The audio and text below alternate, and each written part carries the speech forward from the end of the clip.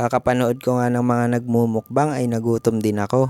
Kaya naman hindi na ako nagdalawang isip nung naalala ko may bulldog cheese pa ako. Binaba ko na nga muna sandali yung laptop ko para makapagluto. Naalala ko kasi noong nakaraan linggo ay may binili nga pala kami sa grocery at ayun nga ay ang mga stock namin. At ang pagkakaalala ko nga ay nakuha ko tong bulldog cheese kaya naman agad kong tinignan sa may lagayan namin ng stocks. Nilagyan ko na nga agad ng tubig itong kaserola para naman maisalang na at hintayin kumulo. Nilakasan ko na nga din yung apoy para mabilis na maluto. At kapag binuksan mo nga yung pouch ng bulldog ay ito yung makikita mo. Merong cheese powder at saka yung maanghang na sauce. Bali pang-apat na beses ko na nga nakakain ng ganitong klase ng noodles o pancit canton. Pangalawang beses ko na nga palang kakain itong bulldog cheese dahil dati ay nakapag-try na ako. Nakapag-try na din ako ng samyang na times 1 times 2 carry 1 divided by negative 34 degrees Celsius. At nang kumulo na nga yung tubig ay nilagay ko na yung noodles. Bali sa instruction ay 5 minutes to dapat lulutuin. After 5 minutes ay i-drain ng kaunti at kailangan lang na magtitira ng tubig sa kaserola. At dahil nga sira yung lababo namin ay dito kami sa labas nagde-drain o naghuhugas. Pagkatapos kong maalis ang ibang tubig ay ito na ang itsura at nagtira lang ako ng kaunti para isasalang ko siya ulit sa kalan. Sa mahinang apoy ay ibabalik mo ang kaserola na may noodles pagkatapos ay ilalagay na ang cheese flavor at yung spicy. Diyan kasi ay tuluyan ng maluluto ang noodles dahil nga makapal siya. Yung iba ay konti lang ang nilalagay na spicy sauce pero dahil mahilig naman din ako sa maanghang ay talagang tinodo ko na. Hinalo ko nga lang ng mabuti para sigurado na nag-incorporate lahat ng flavor dun sa noodles at pagkatapos ay sinalin ko na sa lagayan. Bumalik na nga din ako sa kwarto para ipagpatuloy ang panonood ng mukbang. Sinabayan ko na nga ang pagkain dito ni ate dahil sobra talaga nakakatakam yung kinakain niya. At dahil ilang buwan na din magmula nung huli ako nakakain ito ay talaga namang napaka-craving satisfied ako. Ang tamang technique nga lang kapag kakain kayo ng mga spicy food o kagaya nitong noodles na ganito ay dapat dahan-dahan lang at hindi nyo ino-overcrowd sa bibig ninyo para hindi mas lalong maramdaman yung anghang. Talagang mapapatagaktak ang pawis mo dito sa noodles na to, promise. At eto nga pakinggan nyo ang pagnguya ko, pati kung paano ako maanghangan sa pagkain. Akala ko nga noon ay biro-biro lamang yung kumakain sila ng maanghang tapos ginagawa na lang exaggerated yung reaction. Pero nung sinubukan ko na din siya ay talaga namang